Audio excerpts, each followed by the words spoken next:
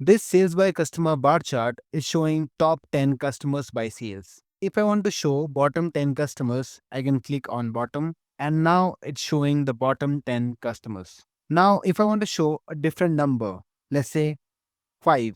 So this one is showing bottom 5 customers. If I click on top, it will show us the top 5 customers.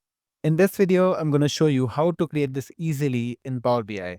So let's start the video. So here we are showing the sales by customer bar chart. And we have hundreds of customers. If you see the data set, we have sales by customer data set, and we have a sales measure called sum of sales. If you go to the data view, we can see the sales by customer table, and we have around 99 distinct customers. So to create that dynamic top bottom customers, let's first create a table. So click on enter data and give the table name as top bottom. Column 1 will be value, sort in the value, let's say top 1, bottom 2. Let's click on and our table is loaded.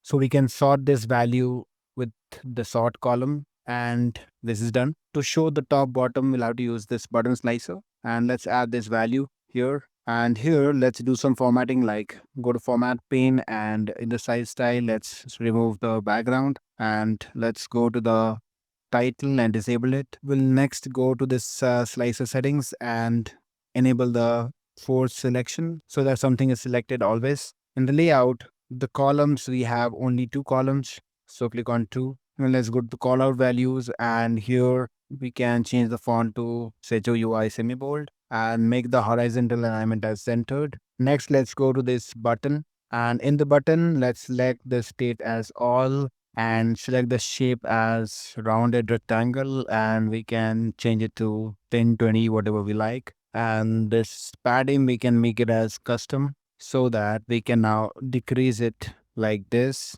and we can place it here. For default, we can make the fill as gray color, and we can disable the border. For the selected state, we can change the fill to green and disable the border so that we can see we can now select the top or bottom. Next, we'll have to create a measure for dynamic rank. So let's click on this measure and click on this new measure. Let's name it as dynamic ranking, and we'll say if the selected value of this value is equals to top.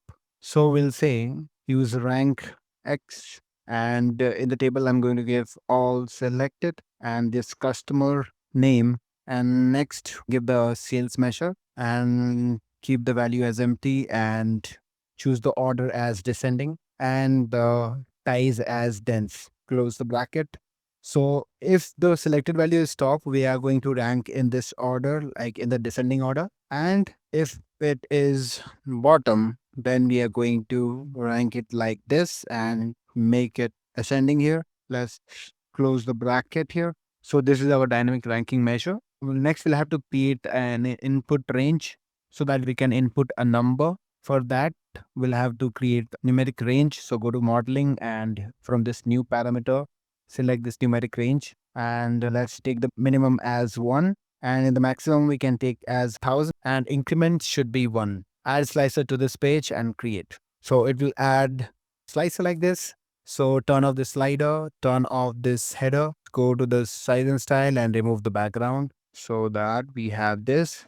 And we can increase the text by going to this value and increase the text to 10, 11, and we can change the background to white as well. So we have this, we can place it here. So we can input a number like 10. So currently nothing is happening because we don't have a link between these two. For that, we'll have to create a measure. So again, select any measure and click on new measure, and we'll create the last measure, that is condition. And in this condition, it will be a simple measure. So we'll say if the dynamic ranking is less than equal to the parameter value, in that case, let's return 1, else return 0 and close the bracket. So this is our condition. So we are going to add this condition in this bar chart in the filters. So let's add this condition here, and let's say show items when value is 1 and click on apply. So now if you will see, we are showing the top and bottom 10 customers. So currently it's showing top 10 customers.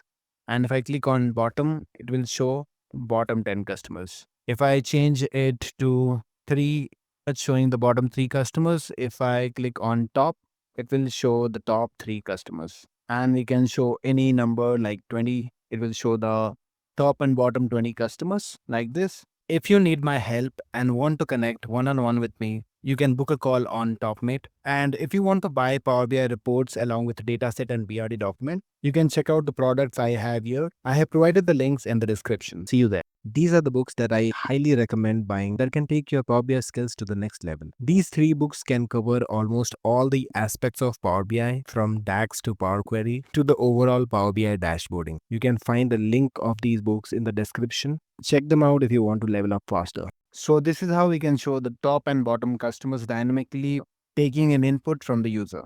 So I hope you find my videos useful, and if you like my videos, do not forget to subscribe my channel. Till then, goodbye and thanks for watching.